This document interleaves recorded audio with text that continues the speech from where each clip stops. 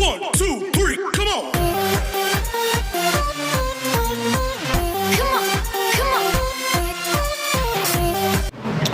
તો મિત્રો આપણે અભ્યાસ કરી રહ્યા છીએ બાયોલોજી અને એમાં આજે આપણે શરૂ કરીશું ચેપ્ટર નંબર 10. એની અંદર જોઈશું આપણે માનવ કલ્યાણમાં સૂક્ષ્મજીવો. ચેપ્ટરનું નામ છે માનવ કલ્યાણમાં સૂક્ષ્મજીવો. ઇંગ્લિશમાં ને કહીશું આપણે microbes in human welfare. Human welfare એટલે માનવ કલ્યાણ અને ઓબ્વિયસ સૂક્ષ્મજીવો એટલે કે માઇક્રોબ્સ. કે તો પહેલાં આપણે એક યાદી તૈયાર કરી લઈએ કે ભાઈ આ ચેપ્ટર કઈ રીતે આગળ વધે છે. આ ચેપ્ટરની અંદર આપણે કયા મુદ્દાઓનો અભ્યાસ કરવાનો છે, બરાબર કે. તો સૌથી પહેલાં આ ચેપ્ટરની અંદર આપણે અભ્યાસ કરીશું એનું ઇન્ટ્રોડક્શન, એની જે તારીફ કહેવાય છે, જેને આપણે કહીએ છીએ પ્રસ્તાવના, બરાબર. તો ઓળખીશું આપણે વસ્તુને કે ભાઈ સૂક્ષ્મજીવો શું છે, બરાબર. એના વિશે થોડી ઘણી ચર્ચા કરીશું, ક્યાં રહે છે એવી બાબતોની. પ્રસ્તાવના પછી આપણે ચર્ચા કરવાની છે કે ઘરગથ્થુ ખાદ્ય ઉત્પાદનોમાં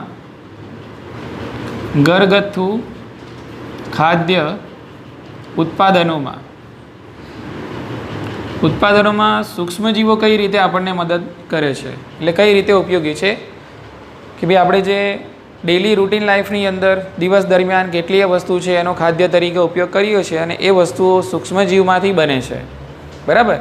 તો એવા ઉત્પાદનોની આપણે આ મુદ્દાની અંદર ચર્ચા કરવાની છે કે કયા સૂક્ષ્મજીવો એના માટે જવાબદાર છે અને કઈ રીતે કઈ પ્રક્રિયાઓથી આ ખાદ્ય ઉત્પાદનો આપણે બનાવી શકીએ છીએ, એની ચર્ચા આપણે આ મુદ્દાની અંદર કરીશું, બરાબર. એક નાનકડો હલકો ફૂલકો મુદ્દો છે. એના પછી આપણે જોઈશું ઔદ્યોગિક ઉત્પાદનમાં સૂક્ષ્મજીવો કઈ રીતે મદદ કરે છે. ઔદ્યોગિક ઉત્પાદનમાં, તો ઔદ્યોગિક ઉત્પાદનથી શું મતલબ છે? તો ઔદ્યોગિક ઉત્પાદનમાં સૂક્ષ્મજીવો દાખલા તરીકે કોઈ એવા ઉત્સેચકો બનાવવા છે, બરાબર. એ જ રીતે કાર્બનિક એસિડ બનાવવા છે, ક્લિયર, કે ઔષધો બનાવવી છે, પ્રોટીન્સ બનાવવા છે, બરાબર. તો એના માટે સૂક્ષ્મજીવો કઈ રીતે ઔદ્યોગિક રીતે ઉપયોગી થઈ શકે છે, એટલે ઔદ્યોગિક ઉત્પાદનોમાં પણ સૂક્ષ્મજીવોનો શું ફાળો છે એ આપણે આ ટોપિકની અંદર અભ્યાસ કરીશું. એ જ રીતે એક્સક્લુઝિવ એક મુદ્દો છે સરસ મજાનો, એન્ટીબાયોટિક વિશે છે. એન્ટીબાયોટિક કે હવે આની વ્યાખ્યા ક્યાંક ને ક્યાંક કદાચ મેં તમને કીધી હશે કે કેમ મને ખબર નથી, પણ એન્ટીબાયોટિક એવી દવાઓ છે કે જેને સૂક્ષ્મજીવોમાંથી જ મેળવવામાં આવે છે, બરાબર. બધાએ નામ સાંભળ્યું હશે કે ભાઈ પેનિસિલિન. તો પેનિસિલિન કેવી દવા છે? એન્ટીબાયોટિક છે. બધી જ એન્ટીબાયોટિક દવાઓ સૂક્ષ્મજીવોમાંથી જ મેળવવામાં આવે છે અને જે સૂક્ષ્મજીવમાંથી મળે એને જ એન્ટીબાયોટિક કહેવાય, બાકીને એન્ટીબાયોટિક કહેવાય નહીં. દાખલા તરીકે સમજી લો, હવે એન્ટીબાયોટિક સૂક્ષ્મજીવોને જે મારે છે એને એન્ટીબાયોટિક કહી દેવાનું ના, એવું ના હોય. દાખલા તરીકે આલ્કોહોલ, ફિનોલ, બરાબર. તો આલ્કોહોલ અને ફિનોલ પણ શું કરે છે? સૂક્ષ્મજીવોને મારી શકે છે. દાખલા તરીકે અત્યારે આપણે સેનિટાઈઝર યુઝ કરીએ છીએ, એમાં આલ્કોહોલ હોય છે ને, શું હોય છે એમાં? હા, તો એ આલ્કોહોલ શું કરી શકે છે? સૂક્ષ્મજીવોને મારી શકે છે ને, બરાબર. કે તો આલ્કોહોલને એન્ટીબાયોટિક કહેવાય ના, આલ્કોહોલને એન્ટીબાયોટિક ના કહેવાય, બરાબર. એ એન્ટીમાઇક્રોબિયલ કહેવાય. શું કહેવાય? હા, પ્રતિ સૂક્ષ્મજીવી કહેવાય, બરાબર. પણ પ્રતિજૈવિક દ્રવ્ય એટલે કે એન્ટીબાયોટિક કહેવાય નહીં. એન્ટીબાયોટિક તો એને જ કહેવાય કે જે સૂક્ષ્મજીવોમાંથી જ મળતી હોય, બરાબર, દવા. અને વળી સૂક્ષ્મજીવો છે એનો જે વૃદ્ધિ છે એને પણ અવરોધતી હોય અને સૂક્ષ્મજીવોનો નાશ કરતી હોય, એટલે એમને મારી નાખતી હોય, બરાબર. આ શરતો જેમાં મંજૂર થતી હોય એવો દવાઓનો સમૂહ એને કહેવાય એન્ટીબાયોટિક. તો એના વિશે આપણે ચર્ચા ડિટેલમાં આ મુદ્દાની અંદર કરીશું, બરાબર. અચ્છા, એ મુદ્દો પૂરો થશે એટલે આપણે જોઈશું STPS વાળો એક મુદ્દો આવે છે, સીવેજ ટ્રીટમેન્ટ પ્લાન્ટ્સ, બરાબર. સીવેજ એટલે ગંદુ પાણી, સીવેજ એટલે ગંદુ પાણી, ટ્રીટમેન્ટ એટલે કે સારવાર, બરાબર. ઓકે, તો મહાનગરોમાંથી ને બધી ફેક્ટરીઝમાંથી ને, બરાબર, ઓકે, નગરપાલિકાઓનું જે ગંદુ પાણી હોય છે કે જેની અંદર મોટાભાગે કાર્બનિક પદાર્થો અને મળ અને ઉત્સર્ગ દ્રવ્યો રહેલા હોય છે, આ બધું મિશ્ર થઈને એક શકલ લે છે પાણીની, ગંદુ પાણી, જેને જનરલી કહેવાય સેવેજ. શું કહેવાય? સેવેજ, બરાબર. તો ઘણીવાર આ શું હોય છે? ગંદુ પાણી છે નદી નાળાઓની અંદર કારણ કે નદીમાં તો શુદ્ધ પાણી હોય પણ એની અંદર છોડી દેવામાં આવે છે એટલે નદી નાળાનું પાણી પણ કેવું થાય છે? દૂષિત થાય છે, જેના કારણે રોગચાળો ફાટવાની શક્યતા હોય છે. તો આવું ના થાય એના માટે એ નદી નાળાઓની અંદર આપણે પાણી છોડતા નથી. એના પહેલાં નદી કિનારે આવેલા આવા કેટલાક પ્લાન્ટ્સ જેને કહેવાય છે સીવેજ ટ્રીટમેન્ટ પ્લાન્ટ્સ, બરાબર? તો એની અંદર આ જે સીવેજ છે એની સારવાર કરવાની, એટલે એ ગંદુ પાણી છે એને પહેલાં કરવાનું શુદ્ધ કર્યા પછી એ પાણીને નદી નાળાઓની અંદર છોડવામાં આવે છે. એટલે તમે આ પ્રક્રિયામાં ફક્ત શુદ્ધ પાણી જ નથી મેળવતા ગંદા પાણીમાંથી, બરાબર? એની સાથે સાથે તમને બીજી બાય પ્રોડક્ટ પણ મળતી હોય છે.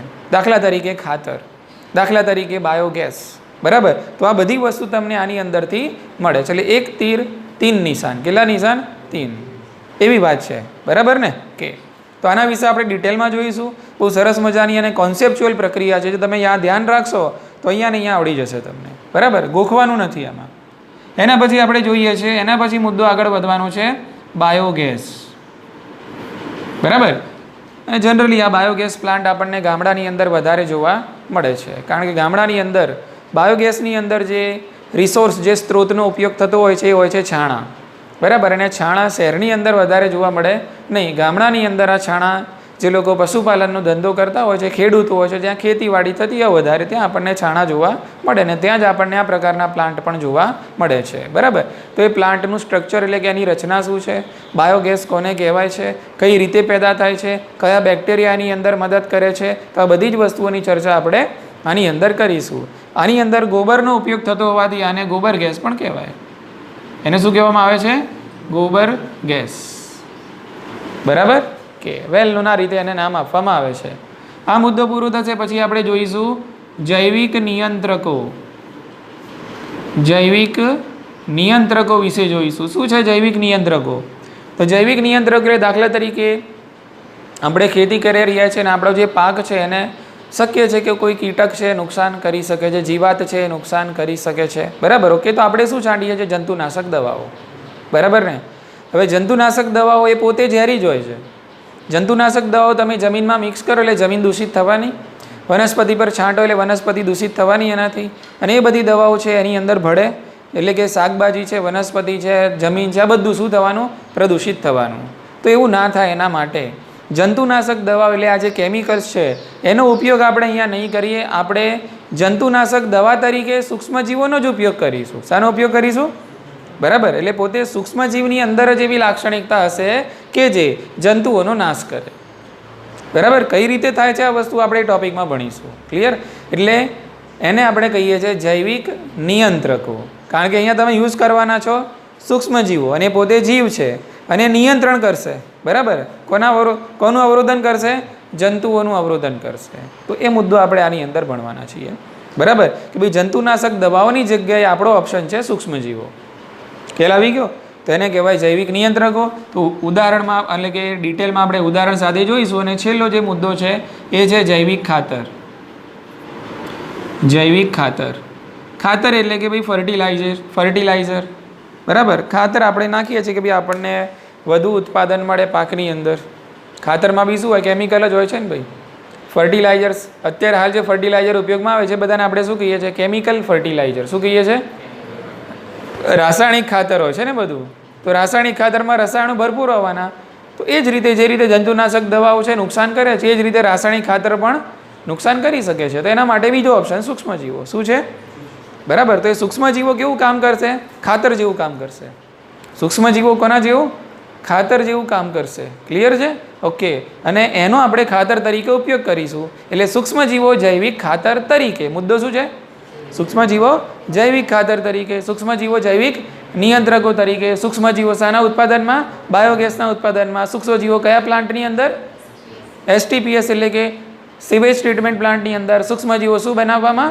એન્ટીબાયોટિક બનાવવામાં. સૂક્ષ્મજીવો ક્યાં? ઔદ્યોગિક ઉત્પાદનોમાં. સૂક્ષ્મજીવો ઘરગથ્થુ ખાદ્ય ઉત્પાદનોમાં. બરાબર છે? ઓકે. તો આ બધા જેટલા પણ તમને ક્ષેત્રો દેખાય છે એમાં ક્યાંક ને ક્યાંક માનવનું કલ્યાણ છુપાયેલું છે. અને એટલા માટે આપણે અહીંયા ટાઇટલ સાર્થક કરીએ છીએ જેનું નામ છે માનવ કલ્યાણમાં સૂક્ષ્મજીવો. ઉતરી ગઈ મગજમાં વાત? ઓકે. હવે આપણે વાત કરીએ કે મિત્રો આપણે એના આગળના ચેપ્ટરની અંદર તો બિલકુલ વિરુદ્ધ વસ્તુ ભણીને આવ્યા કે ભાઈ સૂક્ષ્મજીવો તો માનવમાં ચેપ લગાડે. સૂક્ષ્મજીવો તો માનવની અંદર એના જે અંગો છે એના કાર્યક્ષમતામાં ઘટાડો કરે, પેશીઓને અંગો છે એને ખરાબ કરે, બરાબર, જીવલેણ રોગો પણ પેદા કરી શકે છે. તો એ ચેપ્ટરમાં તો આપણે બધું નેગેટિવ ભણ્યું. કોના વિશે? સૂક્ષ્મજીવ વિશે, બરાબર. હવે એકદમથી આની ઉપર આપણે સ્વિચ કરવાનું છે, બરાબર, એટલે સ્વિચ ઊંધી કરવાની છે. આની અંદર બધા સૂક્ષ્મજીવોના આપણે પોઝિટિવ પોઈન્ટ્સ છે એ સમજવાના છે. ક્લિયર? એટલે મુદ્દો શું કહેવા માગે છે કે સૂક્ષ્મજીવો તમે એવું ના સમજતા કે ભાઈ ફક્ત રોગ જ કરે છે, આપણને હાનિકારક જ છે, બરાબર છે. ના, સૂક્ષ્મજીવો આપણને માનવ કલ્યાણના કેટલાક ક્ષેત્રો છે એની અંદર પણ ઉપયોગી નીવડે છે. ઉતરે છે મગજમાં વાત? ખ્યાલ આવી ગયો ને? ઓકે. તો અહીંયા આપણે એ જે કોન્સેપ્ટ છે કે ભાઈ સૂક્ષ્મજીવો હાનિકારક છે, રોગ પેદા કરે છે, એ ભૂલીને અહીંયા આપણે જોઈશું કે ભાઈ સૂક્ષ્મજીવો માનવ કલ્યાણમાં કઈ રીતે ઉપયોગી છે. ઇઝી? ચલો વધીએ આગળ. હવે જે રીતે વનસ્પતિ છે, પ્રાણીઓ છે, કંઈક શરૂઆત આવી રીતે થાય છે કે ભાઈ જે વનસ્પતિ પ્રાણીઓ છે એ જૈવિક તંત્રનો હિસ્સો છે, એવી જ રીતે સૂક્ષ્મજીવો છે, બરાબર, એ કોઈ દત્તક લીધેલું બાળક છે નહીં, બરાબર ને, એ પણ એ જૈવિક તંત્રનો હિસ્સો છે. શું છે? જે રીતે વનસ્પતિ કોનો હિસ્સો છે? જૈવિક તંત્રનો હિસ્સો છે, એ રીતે પ્રાણીઓ પણ જૈવિક તંત્રનો છે, ને એવી જ રીતે સૂક્ષ્મજીવો પણ જૈવિક તંત્રનો હિસ્સો જ છે, બરાબર. ઓકે. તો શોર્ટમાં આપણે લખી દઈશું કે ભાઈ સૂક્ષ્મજીવો આપણી આસપાસ જોવા મળતી જે વનસ્પતિ, જે પ્રાણીઓ છે એના જેમ જ એ જૈવિક તંત્રનો એક ભાગ છે.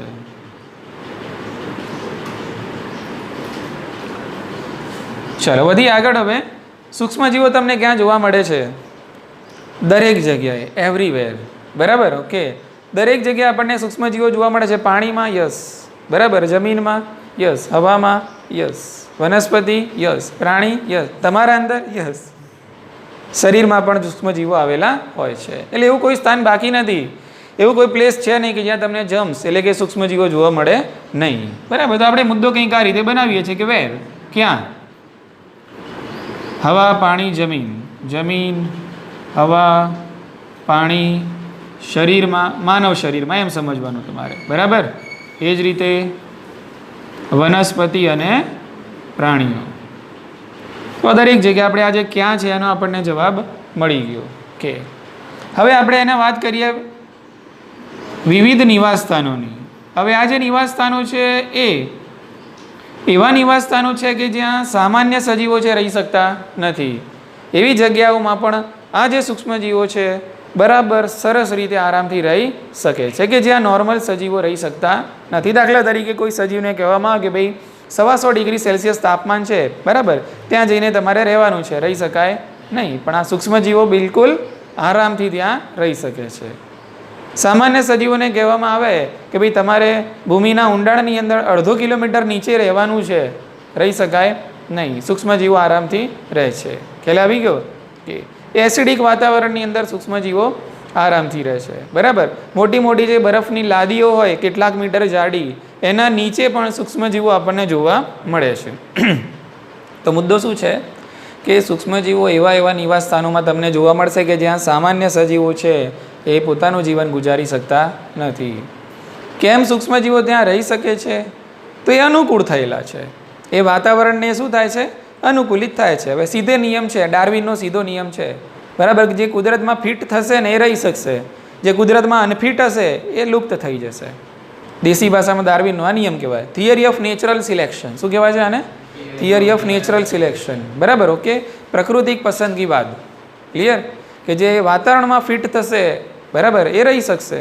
વાતાવરણ તમને ફિટ થાય નહીં. સજીવને કોને ફિટ થવું પડે? પર્યાવરણને ફિટ થવું પડે, બરાબર. ઓકે.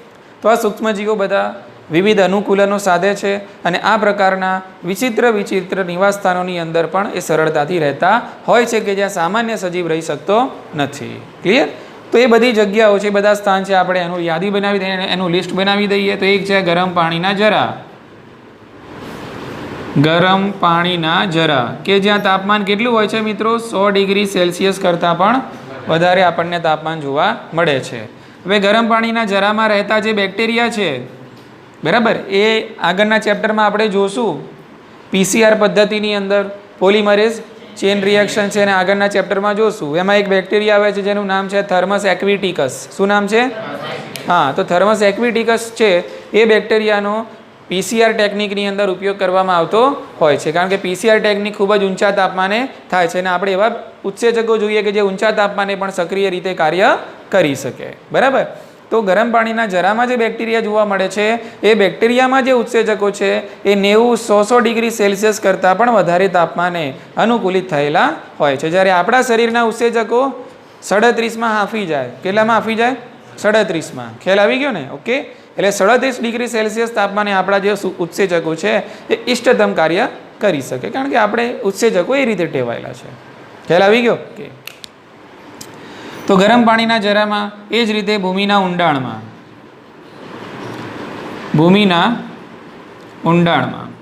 એ જ રીતે કેટલાય મીટર જાડી જે બરફની દિવાલો જે લાદીઓ હોય છે એના નીચે.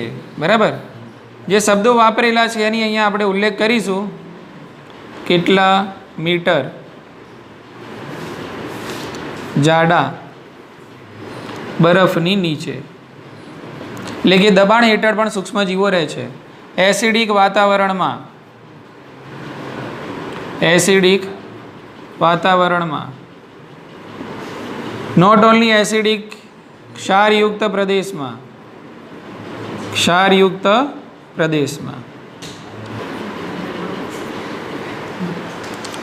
ઓકે. તો આપણે ચર્ચા કરી રહ્યા હતા કે સૂક્ષ્મજીવો છે આપણને વિવિધ નિવાસ સ્થાનોમાં જોવા મળે છે, જેવા કે ગરમ પાણીના જરા જ્યાં 100 ડિગ્રી સેલ્સિયસ કરતાં પણ તાપમાન વધારે હોય છે, ભૂમિના ઊંડાણમાં કેટલાય મીટર જાડા બરફની નીચે, એસિડિક વાતાવરણમાં અને ક્ષારયુક્ત વિસ્તારોમાં આપણને જોવા મળે છે. દાખલા તરીકે આપણે 11મા ધોરણની યાદ કરી લઈએ થોડી ઘણી, તો એમાં આપણે એક ચેપ્ટરમાં ભણ્યા હતા અર્કિયોબેક્ટેરિયા. જો તમને યાદ હોય તો આપણે ભણ્યા હતા અર્કિયોબેક્ટેરિયા.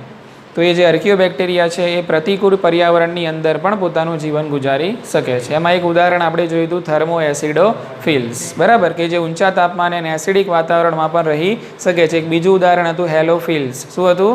હા, કે જે ક્ષારયુક્ત પ્રદેશની અંદર પણ સરળતાથી રહી શકે છે. ક્લિયર? કે તો મુદ્દો આપણને અહીંયા આઈ હોપ સો કે સમજાઈ ગયો હશે. બરાબર. ચાલો વધીએ આગળ. તો હવે સૂક્ષ્મજીવોના નામ લખી લઈએ. ક્યારના સૂક્ષ્મજીવો કહીએ છીએ તેના નામ લખી લઈએ. આપણે બધાને ખબર જ છે, બેક્ટેરિયા, એ જ રીતે ફૂગ છે, પ્રજીવો છે, વાયરસ, વિરોઇડ અને બીજું છે પ્રિયોન અથવા તો પ્રાયોન. હવે આ બધાનો જે પંચ છે એ બધો આ પ્રિયોન છે.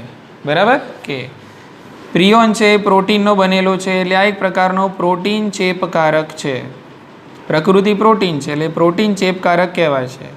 એટલે આ બધામાં પંચ આ છે. આટલી નાનકડી વસ્તુ પૂછાઈ જાય કે ભાઈ આ પ્રાયોન છે એ શું છે? પોતે પ્રોટીન છે અને ચેપકારક પ્રોટીન છે.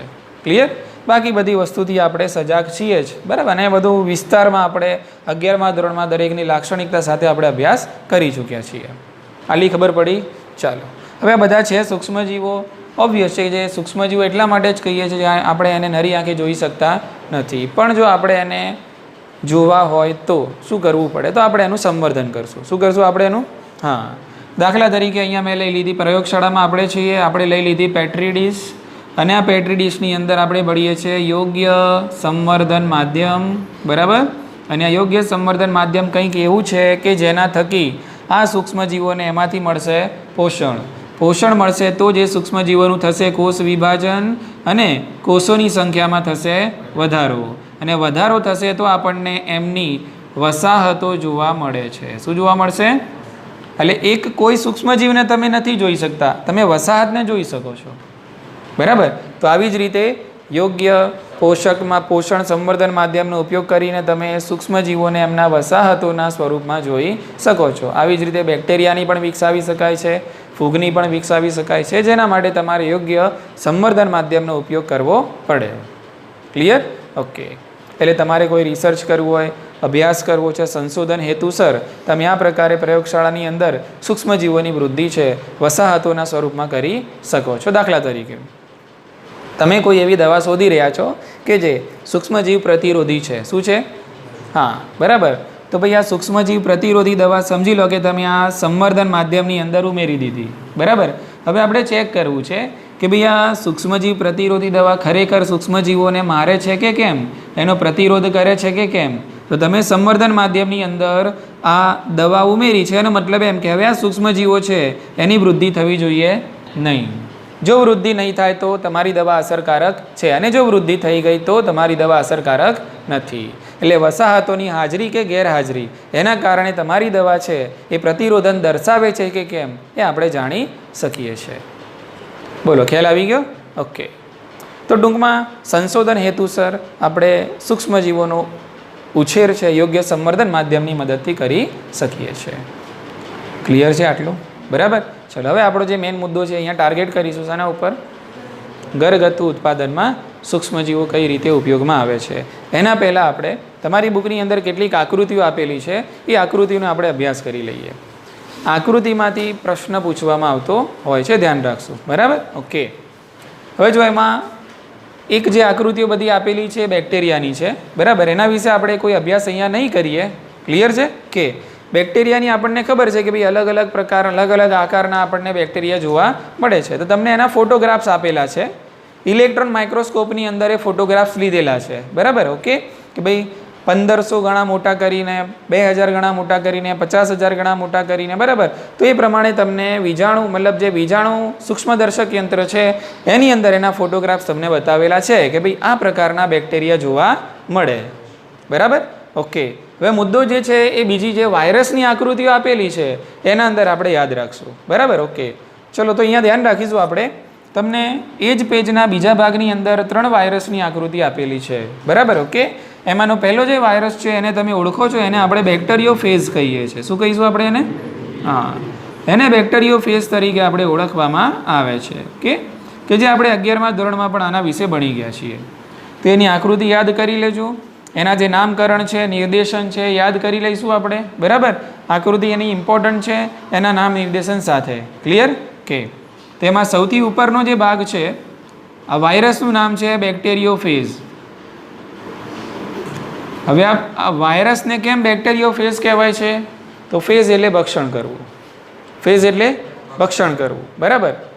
બેક્ટેરિયાને આ વાયરસ ચેપ લગાડે છે. બેક્ટેરિયા ઉપર આ વાયરસ આપણને જોવા મળે છે, એટલા માટે આને બેક્ટેરિયોફેજ કહેવાય છે. વાયરસ પણ કહેવાય બેક્ટેરિયોફેજ. ખબર પડી ગઈ? કે તેની તમને રચના આપેલી છે. તો ઉપરનો ભાગ છે એને શીર્ષ તરીકે ઓળખવામાં આવે છે. એની જે નીચેનો ભાગ છે એને કોલર કહીશું. શું કહેવામાં આવે છે? કોલર.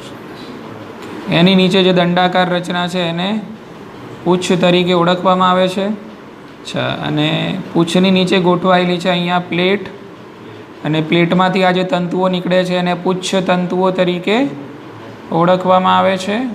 અને એ જ રીતે આની સાથે આ રીતે આમ કનેક્શન્સ જે આપેલા છે એને આપણે કહીએ છીએ અંતિમ તંતુઓ. તો મુદ્દો એ છે કે આકૃતિને તમે ખાસ યાદ કરી લેજો. બરાબર? એના નામકરણ સાથે. ક્લિયર? ઓકે. બીજો મુદ્દો આનો એ બને છે બેક્ટેરિયોફેજ વાયરસનો કે આની અંદર જે જનીન દ્રવ્ય છે, જનીન દ્રવ્ય, એ જનીન દ્રવ્ય કયું આવેલું છે? તો આમાં છે ડબલ સિમ કાર્ડ. શું છે? Double sim card. એટલે જનીન દ્રવ્ય તરીકે આમાં હોઈ શકે છે DNA અને હોઈ શકે છે RNA. બરાબર? મતલબ શું? જો DNA હોય તો RNA ના હોય, ને જો RNA હોય તો DNA ના હોય. બરાબર? પણ બેક્ટેરિયોફેજ કોઈ એક પ્રકારના જોવા મળતા નથી. વિવિધ પ્રકારના બેક્ટેરિયોફેજ જોવા મળે છે. તો કેટલાકમાં DNA હોય તો કેટલાકમાં RNA હોય છે. ક્લિયર? ઓકે. પછી પ્રશ્ન થાય કે ભાઈ સિંગલ સ્ટ્રેન્ડેડ કે ડબલ સ્ટ્રેન્ડેડ, એક શૃંખલીય કે દ્વિશૃંખલીય? તો આમાં પણ ડબલ સિમ કાર્ડ છે. બરાબર? DS પણ જોવા મળે છે અને SS પણ જોવા મળે છે. ડબલ સ્ટ્રેન્ડેડ એટલે કે દ્વિશૃંખલીય, ડુપ્લેક્સ પણ જોવા મળે છે. સિંગલ સ્ટ્રેન્ડેડ એટલે કે એક શૃંખલીય પણ જોવા મળે છે. આટલી ખબર પડી ગઈ? ઓકે. તો આ વસ્તુ આપણે એમાં યાદ રાખવાની છે. ઓકે. એના પછી તમને એક બીજી આકૃતિ આપેલી છે ષટકોણ આકારની. ષટકોણ તો નહીં કહીએ પણ જે કોણ હોય. બરાબર? કે તો એ જે આકૃતિ છે એડિનો વાયરસ છે. કઈ વાયરસ છે? હા, તો પહેલાં તો એનું નામ યાદ રાખી લઈશું કે ભાઈ એડિનો વાયરસ. કંઈક આકૃતિ આ પ્રમાણે આગળ વધે છે. બરાબર? હું આછી પાતળી તમને સમજાવવાના અર્થે દોરવાનો અહીંયા પ્રયત્ન કરું છું. ક્લિયર? ઓકે. તો આ છે એડિનો વાયરસ. હવે એક વસ્તુ ખાસ યાદ રાખવાની કે ભાઈ આ એડિનો વાયરસ, બરાબર, શાના માટે ચેપ, મતલબ કયા જે અંગ છે એને ચેપ લગાડે છે? તો એડિનો વાયરસ શ્વસન માર્ગને ચેપ લગાડે છે. એટલે આ વર્ણન થિયરીમાં તમને નહીં મળે. એટલે આપણે આકૃતિ જો બરાબર વાંચી હશે તો જ આપણને આ આવડશે. ક્લિયર? એટલે ખાસ યાદ રાખજો, એડિનો વાયરસ શાને ચેપ લગાડે છે? તો શ્વસન માર્ગને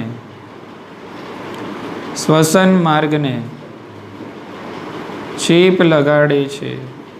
હવે યાદ રાખવાનું કે આ એડિનો વાયરસ છે એમાં જનીન દ્રવ્ય કયું છે? તો એડિનોના ડી ઉપરથી યાદ રાખજો ડીએનએ છે. એડિનો વાયરસમાં જનીન દ્રવ્ય કયું છે? ડીએનએ. એટલે એડિનો વાયરસ ડીએનએ વાયરસ છે. કેવું છે? અને એવું પણ નહીં માનવાનું કે ફક્ત આ વાયરસ જ ચેપ લગાડે છે ના, બરાબર. કોરોના એ શ્વસન માર્ગનો ચેપ છે ને, બરાબર ને? ઓકે. એ જ રીતે તમે જુઓ ન્યુમોનિયા, પણ એમાં હોય બેક્ટેરિયા. એમાં શું છે? કારણ બેક્ટેરિયા છે. એ પણ શાનો ચેપ લગાડે છે? શ્વસન માર્ગનો ચેપ લગાડે છે, બરાબર. પણ અહીંયા આકૃતિના અર્થે આપેલી છે કે ભાઈ આકૃતિ શાની છે, કદાચ એવું પૂછાય તો. હા, અને એવું પૂછી લે કે ભાઈ આકૃતિમાં આપેલ જે સજીવ છે, બરાબર, એ કયા માર્ગને અથવા તો કયા અંગને ચેપ લગાડે છે. તો એ વખતે આપણને ખ્યાલ આવવો જોઈએ કે ભાઈ આ કોની આકૃતિ છે? હા, એડિનો. અને આ શાને ચેપ લગાડે છે? એટલે આ પ્રમાણે તમારા એમસીક્યુ છે બનતા હોય છે આ રીતે, અલગ અલગ એંગલથી. ખ્યાલ આવી ગયો? ઓકે. તો અહીંયા ડીએનએ વાયરસ છે અને આ ડીએનએ વાયરસ હશે ડીએસ. કેવું હશે? ડીએસ. ડબલ સ્ટ્રેન્ડેડ હશે. કદાચ પૂછાઈ જાય કે ભાઈ ડબલ સ્ટ્રેન્ડેડ પણ છે અને આ જે જનીન દ્રવ્ય છે, બરાબર, એટલે કે ડીએનએ ગોળાકાર છે કે રેખીય છે? તો જવાબ આપજો રેખીય છે. એટલે આની અંદર વલયાકાર ડીએનએ છે નહીં, લિનિયર છે. કેવું છે? લિનિયર. રેખીય ડીએનએ આપણને આની અંદર જોવા મળે છે. ઉતરી ગઈ મગજમાં વાત? ઓકે, ચલો. એના પછી આપણને આકૃતિ આપેલી છે ટીએમવી વાયરસ, કે જે આપણને આ રીતે સંકુચિત દંડાકાર સ્વરૂપમાં જોવા મળે છે, બરાબર. તો અહીંયા આપણે લખી લઈશું દંડાકાર, સંકુચિત. તો આ જે છે ટીએમવી વાયરસ, જેનું નામ આપણે 11મા ધોરણમાં ભણી ગયા, ટોબેકો મોઝેઇક વાયરસ, બરાબર. ઓકે. તો આ જે ટોબેકો મોઝેઇક વાયરસ છે એ પણ આપણે ભણી ગયા કે તમાકુમાં ચેપ લગાડે છે. શામાં? હા, તમાકુમાં કિરમીર રોગ પેદા કરે છે. તમાકુમાં કિરમીર રોગ પેદા કરે છે, એક પ્રકારનું કેન્સર, બરાબર. ઓકે.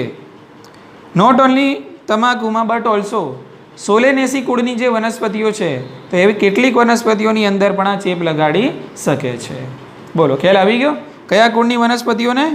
સોલેનેસી. સોલેનેસી કુળની કેટલીક વનસ્પતિને ચેપ લગાડે છે. ખ્યાલ આવી ગયો? હવે આના જનીન દ્રવ્યની વાત કરીએ તો આના જનીન દ્રવ્યમાં છે આરએનએ છે. આના જનીન દ્રવ્યમાં શું છે?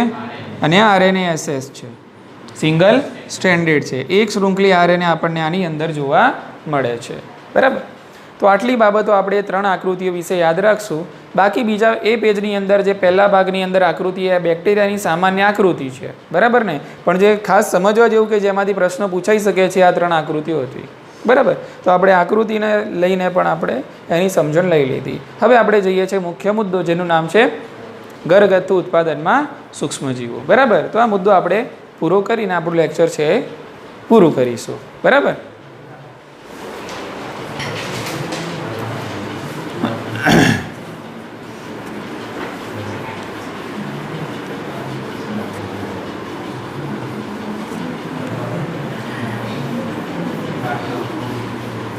ચલો, અહીંયા ધ્યાન. હવે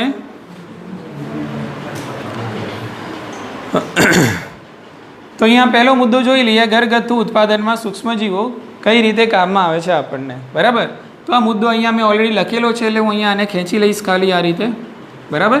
કે મુદ્દો શું કહેવા માગે છે? તો આપણે જે દિનચર્યાની અંદર જે ખાદ્ય ઉત્પાદનોનું જે આરોગ્ય છે એની અંદર પણ સૂક્ષ્મજીવો ઉપયોગમાં આવે છે. કયા સૂક્ષ્મજીવો અને કયા ઉત્પાદનો છે આપણે આની અહીંયા ચર્ચા કરવાની છે, બરાબર. એમાં સૌથી પહેલાં આપણે જોઈશું કે ભાઈ સૌથી પહેલાં તો દૂધમાંથી દહીં બનાવવું. દૂધમાંથી દહીં બનાવવું.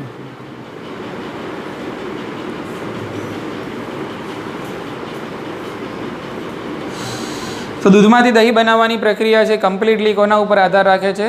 સૂક્ષ્મજીવો ઉપર આધાર રાખે છે. સમજી લઈએ, બરાબર. આપણને ખબર જ છે કે ભાઈ દૂધમાંથી દહીં બને છે, દહીંમાંથી દૂધ બનતું નથી. ઓકે, સમજીએ શું થાય છે આમાં. તમે બધા જાણો છો કે ભાઈ અને આગળના ધોરણમાં ભણીને પણ આવ્યા હશો કે ભાઈ આના માટે જવાબદાર છે લેક્ટોબેસિલસ બેક્ટેરિયા. અહીંયા પહેલાં નામ લખી દઈએ લેક્ટોબેસિલસ. તો દૂધમાંથી દહીં બનાવવા માટે જવાબદાર બેક્ટેરિયા છે લેક્ટોબેસિલસ. લેક્ટોબેસિલસ અને બીજા અન્ય બેક્ટેરિયા કે જે લેક્ટિક એસિડ ધરાવે છે. શું ધરાવે છે? લેક્ટિક એસિડ ધરાવે છે. એ બધા બેક્ટેરિયાને લેબ કહેવાય. LAB એટલે એને કહેવાય lactic acid bacteria. Lactic acid bacteria. બરાબર. એ લેક્ટોબેસિલસ એક લેબ છે. લેક્ટોબેસિલસ શું છે? એક પ્રકારનો લેક્ટિક એસિડ બેક્ટેરિયા છે. એના જેવા બીજા અન્ય બેક્ટેરિયા બી છે કે જે શું ધરાવે છે? લેક્ટિક એસિડ ધરાવે છે. એ બધાને શું કહેવાય કે જે લેક્ટિક એસિડ પેદા કરે છે એ બધાને શું કહીશું આપણે? લેબ કહેવાય છે. ક્લિયર ને? કે ચલો સમજવાનો પ્રયત્ન કરીએ. તો આ જે લેક્ટોબેસિલસ છે એ દૂધમાં વૃદ્ધિ પામે છે. દૂધમાં વૃદ્ધિ પામે છે. કોણ? લેક્ટોબેસિલસ. બરાબર. ઓકે. હવે દૂધમાં વૃદ્ધિ પામે છે એનો મતલબ એમ કે એમને દૂધમાંથી કંઈક મળતું હશે, કંઈક પોષક તત્વો મળતા હશે તો જ એમની વૃદ્ધિ થાય, બાકી પોસિબલ છે નહીં. ઓકે.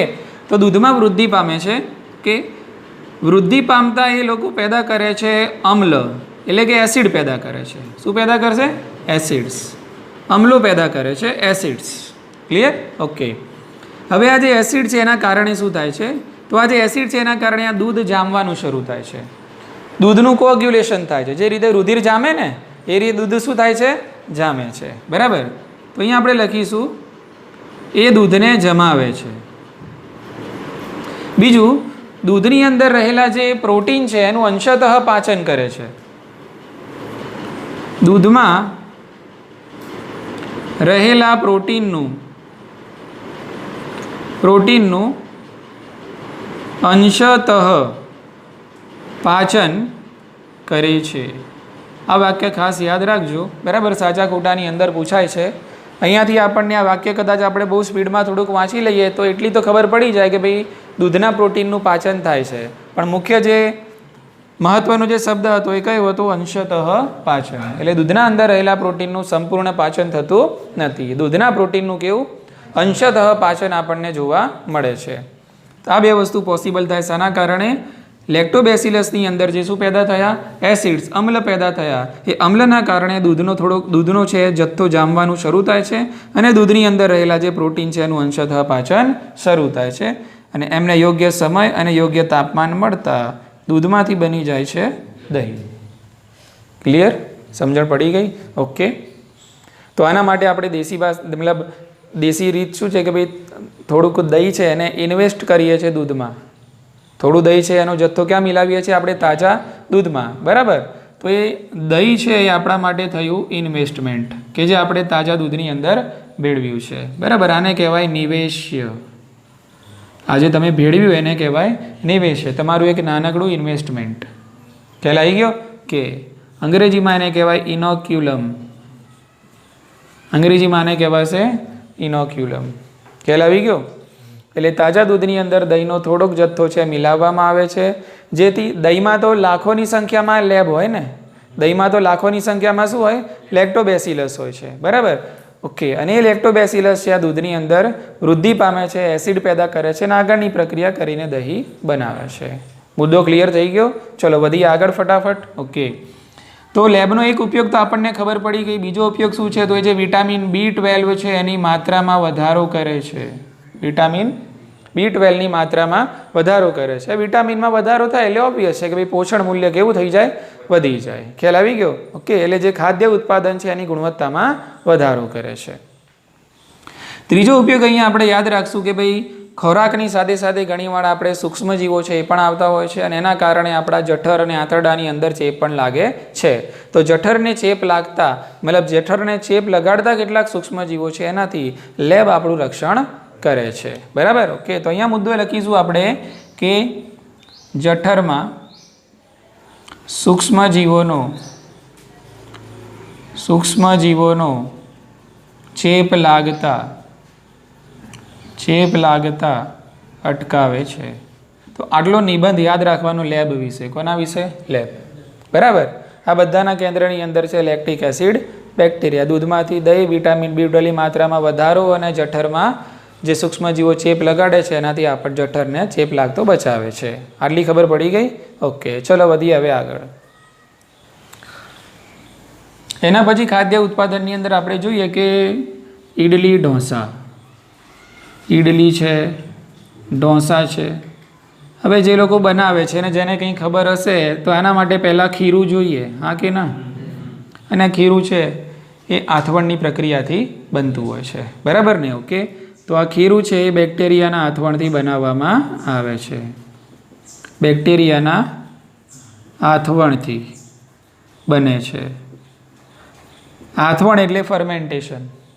આથવણ એટલે ફર્મેન્ટેશન.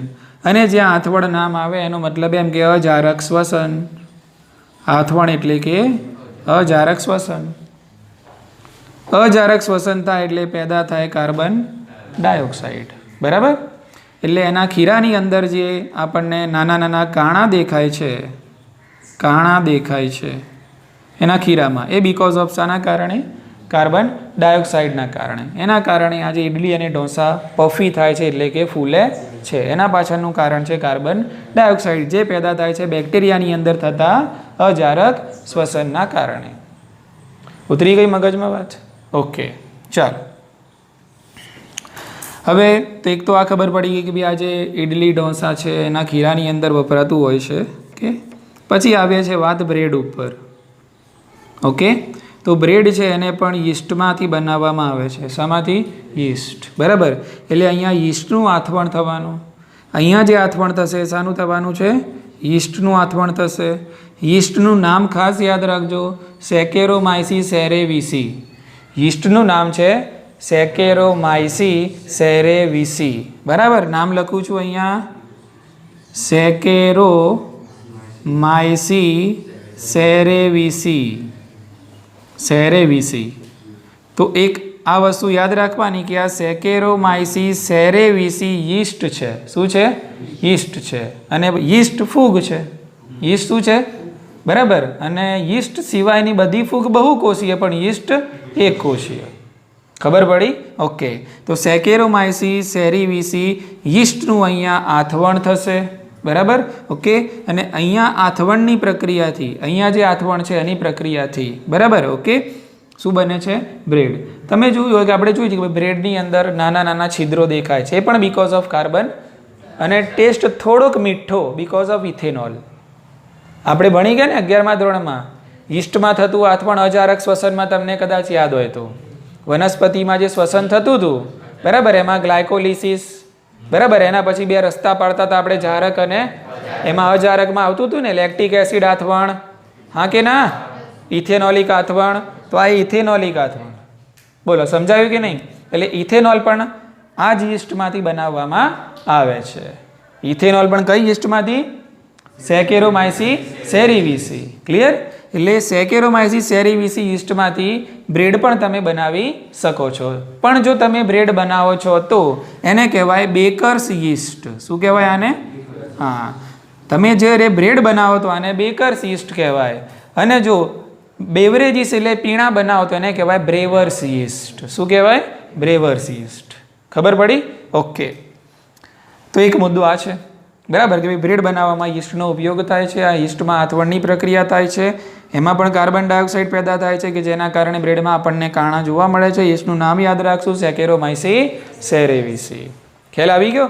ચાલો બીજા મુદ્દાઓ તરફ હવે આપણે અહીંયા આગળ વધીએ. ફટાફટ ધ્યાન રાખજો, મુદ્દો પૂરો કરીએ છીએ આપણે અહીંયા, બરાબર? થોડીક ક્ષણોમાં મુદ્દો પૂરો થઈ જશે, બરાબર? કે તો આ રીતે આપણે આથવણની પ્રક્રિયાઓથી કેટલાય પીણા પણ બનાવીએ છીએ અને ખાદ્ય ઉત્પાદનો એટલે કે ખાદ્ય ઉત્પાદનો પણ મેળવી શકીએ છીએ. પીણા પ્લસ ખાદ્ય ઉત્પાદનો. આ જ ફોર્મેટ ફોલો કરવાનું છે. કયું? આથવણનું. અને આથવણ થવાનું અહીંયા કોનું? સૂક્ષ્મ જીવોનું. ક્લિયર છે? ઓકે, તો અહીંયા પીણામાં ખાસ યાદ રાખજો, અને બહુ જ ખરેખર પૂછાય એવી વસ્તુ છે, બરાબર, કે ભાઈ દક્ષિણ ભારતની અંદર, સાઉથની અંદર, દક્ષિણ ભારતમાં એક પ્રચલિત પીણું છે જેનું નામ છે ટોડ્ડી. શું નામ છે? હા, ટોડ્ડી પીણાનું નામ છે. દક્ષિણ ભારતનું પ્રચલિત પીણું ટોડ્ડી, બરાબર, કે જે પામના રસના આથવણમાંથી તૈયાર કરવામાં આવે છે. બોલો, ખ્યાલ આવી ગયો? મખદૂમ ખબર પડે છે? તુરડી શામાંથી તૈયાર કરવામાં આવે છે? પામના રસના આથવણ. તો ટોડી પીણું છે પામના રસના આથવણમાંથી તૈયાર કરવામાં આવે છે. એ જ રીતે બીજા ખાદ્ય ઉત્પાદનો પણ વિવિધ આથવણની પ્રક્રિયાઓ દ્વારા બરાબર વિવિધ પદાર્થોમાંથી તૈયાર કરવામાં આવતા હોય છે. એમાં તમને 3 ઉદાહરણ આપેલા છે. એક છે માછલી, એક છે માછલી. એ જ રીતે તમને આપ્યું છે સોયાબીન અને એ જ રીતે આપેલું છે વાંસ. તો માછલી, સોયાબીન અને વાંસમાંથી પણ આપણે એમને પણ આથવણની પ્રક્રિયાની અંદર લાવીને વિવિધ પ્રકારના ખાદ્ય ઉત્પાદનો પેદા કરી શકીએ છીએ. આટલી ખબર પડી? ઓકે, ચલો હવે જઈએ છે ચીઝ ઉપર. શાના ઉપર? ચીઝ ઉપર. ઓકે, ચલો તો હવે આપણો જે મુદ્દો છે ચીઝ. બરાબર, ચીઝ છે આદિ ખાદ્ય પદાર્થ છે. કેવો છે? આદિ ખાદ્ય, બહુ જૂનો. બરાબર, ઓકે. એટલે આ એક નાનકડું વાક્ય છે ને, યાદ રાખજો ખરેખર. ચીઝ શું છે? આદિ ખાદ્ય પદાર્થ છે, આધુનિક નથી. ખાદ્ય પદાર્થ છે અને જે ઘણા સમયથી આ રીતે જ બરાબર સૂક્ષ્મજીવોમાંથી જ મેળવવામાં આવે છે. ચીજ એના અલગ અલગ ટેક્સચર એટલે કે એનો જે દેખાવ, એનો જે પોત છે એના કારણે, એની જે સ્વાદ, એની જે સુગંધ છે એના કારણે ચીજ ફેમસ છે. કેટલીય પ્રકારની અલગ અલગ ચીજ આપણને જોવા મળે છે. કેટલીક એના સ્વાદ અને સુગંધ માટે પ્રચલિત હોય છે, કેટલીક છે એની ટેક્સચર એટલે કે એનો જે દેખાવ છે એના માટે પ્રચલિત હોય છે. તો આવું બધું કઈ રીતે થાય છે? તો બિકોઝ ઓફ સૂક્ષ્મજીવો. શાના કારણે? હા, સૂક્ષ્મજીવોના કારણે. સૂક્ષ્મજીવોની સારવાર, એનો ઉપયોગ, એમની આથવણની પ્રક્રિયાઓ ચીઝ બનાવવામાં ઉપયોગમાં લેવાતી હોય છે. આટલી ખબર પડી? તો બે સરસ મજાના ઉદાહરણ અહીંયા મોસ્ટ આઈએમપી છે, યાદ રાખજો. બરાબર, અહીંયા 2 ચીઝના તમને નામ આપેલા છે. એકને કહેવાય છે સ્વિસ ચીઝ. એક ચીઝનું નામ શું છે? Swiss cheese. અને બીજી છે રોકવી ફોલ્ટ. હા, બીજી ચીઝનું નામ છે રોકવી ફોલ્ટ. એટલે પહેલાં તો આ 2 ચીઝના નામ યાદ રાખી લેજો. સ્વિસ ચીઝ અને રોકવી ફોર્ટ ચીઝના નામ છે. ખબર પડી ગઈ? ઓકે.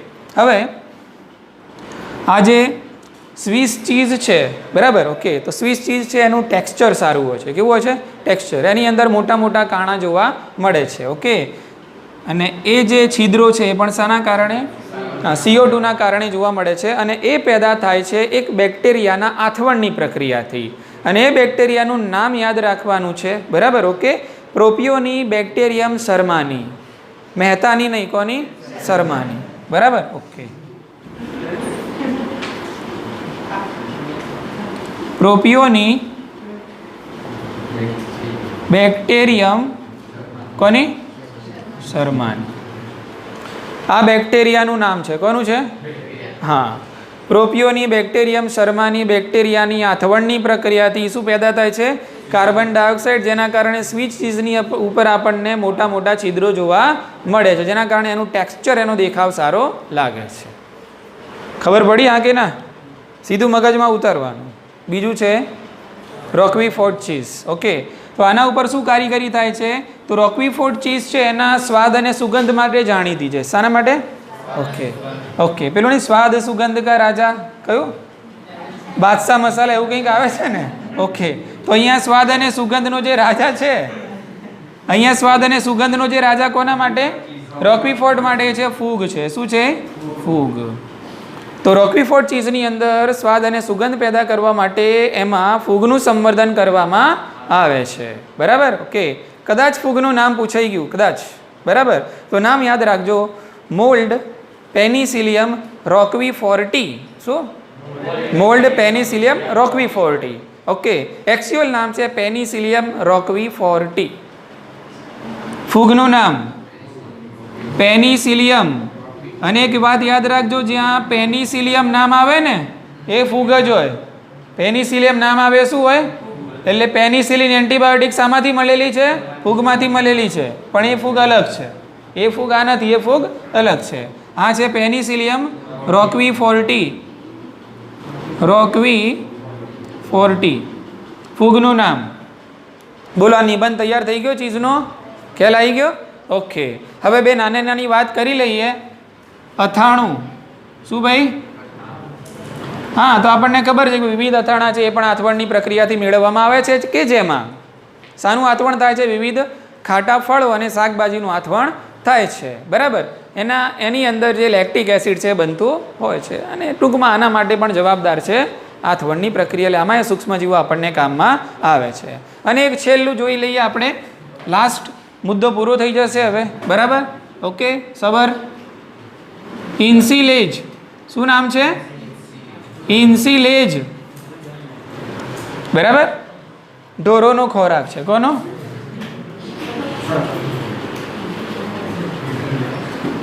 ઇન્સિલેજ એ ઢોરોનો ખોરાક છે, બરાબર.